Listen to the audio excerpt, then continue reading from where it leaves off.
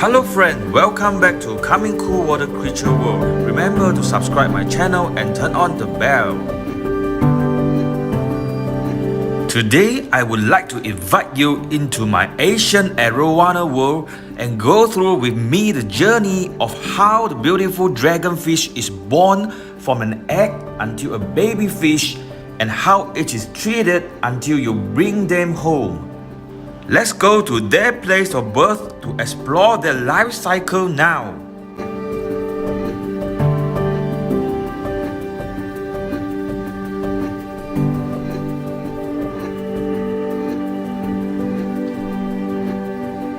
Asian Arowana, the legendary dragonfish, is a beautiful freshwater fish which makes many fish lovers crazy for.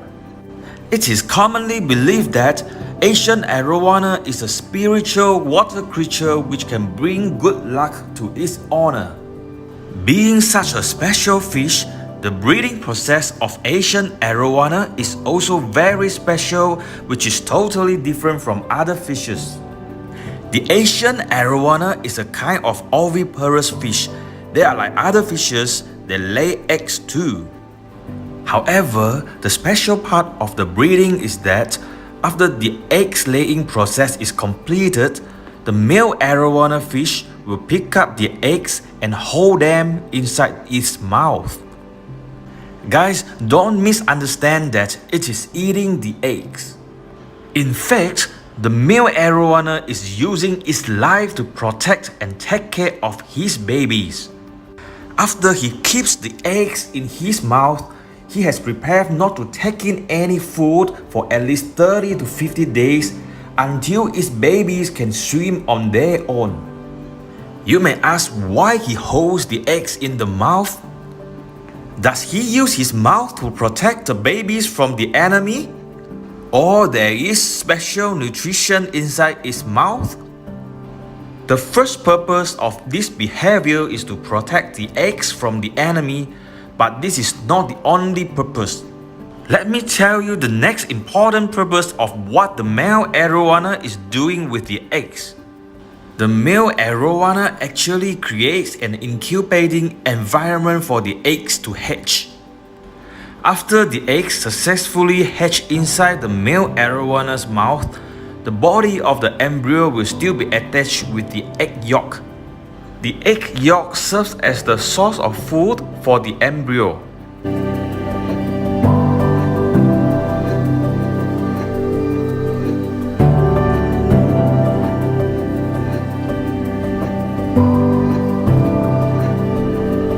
Inside the mouth of the male Arowana, the embryos rely on the nutrient from the egg yolk to survive.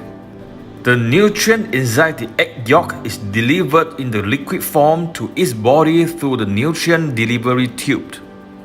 In order to ensure that the egg yolk of the embryos does not solidify, the father Arowana will have to create a movement using its tongue and gill cover to turn and move the embryos inside its mouth frequently. It is like the movement of this incubator. If the egg yolk is not moved or turned frequently, the liquefied nutrient will become solidified easily. This scenario is similar to the watery paint. If you do not stir it, it will harden or become solid. If this happens, the nutrient will not be able to be delivered through the delivery tube, and hence it will cause the embryo to starve to death. Therefore, this is the most important process in the breeding. After knowing the natural process of the Arowana's breeding, shall we go to the fish farm to understand how the fish farm owners perform the breeding? And understand what kind of skill and technology they are using to breed the beautiful Asian Arowana? Let's go to check it out now. Mr. Saiful is one of the fish farm owners in the Bukit Merah village in Malaysia. He inherited the fish farm from his father and he is currently operating it. The fish farm is having about 10 to 15 ponds, and in order to focus on the quality of his fish, he does not plan to expand his fish farm. Every day, Mr. Saifu will go to his breeding pond to check his breeding fishes by opening the male arowana's mouth one by one. If there are eggs or embryos inside the fish's mouth, he will pull them out and bring the eggs and embryos back to his incubating house. Nowadays, in order to improve the survival rate of the embryos, fish farm breeders will normally harvest the eggs at the earliest stage and use the incubator for the eggs to hatch. This incubator will also be used to simulate the environment inside the male arowana's mouth. You can see that the incubator creates the wave to keep turning and moving the embryos. The embryos will be left inside the incubator until it can swim itself, and then it will be transferred to the fish tank.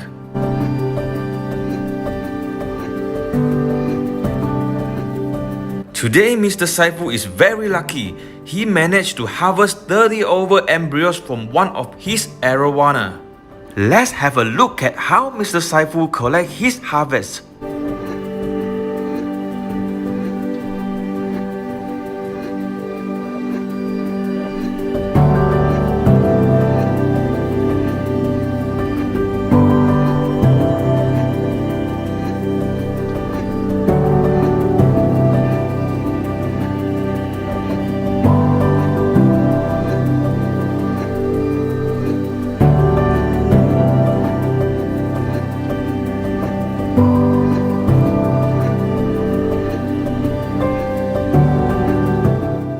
After he brings these embryos back, he will put them into incubator and leave them inside until they can swim themselves.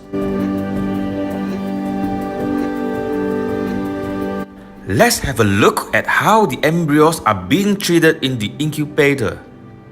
The embryos carrying with egg yolk right after the harvest do not need to be provided with food for 50 to 70 days until its egg yolk disappears.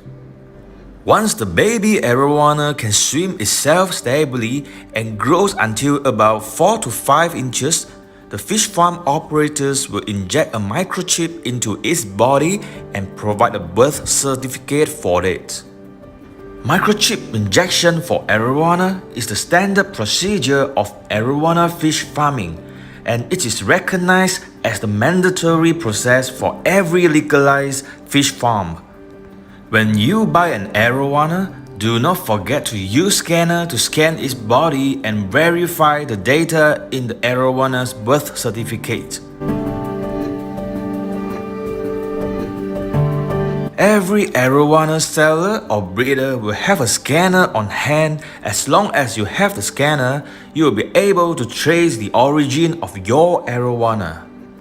The healthy baby arowanas will be packed and distributed to fish sellers and start to look for their owners and their future life. Arowana fish is a gift in the earth.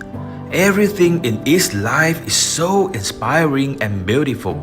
Let's cherish this fish and do not abuse or abandon any arowana.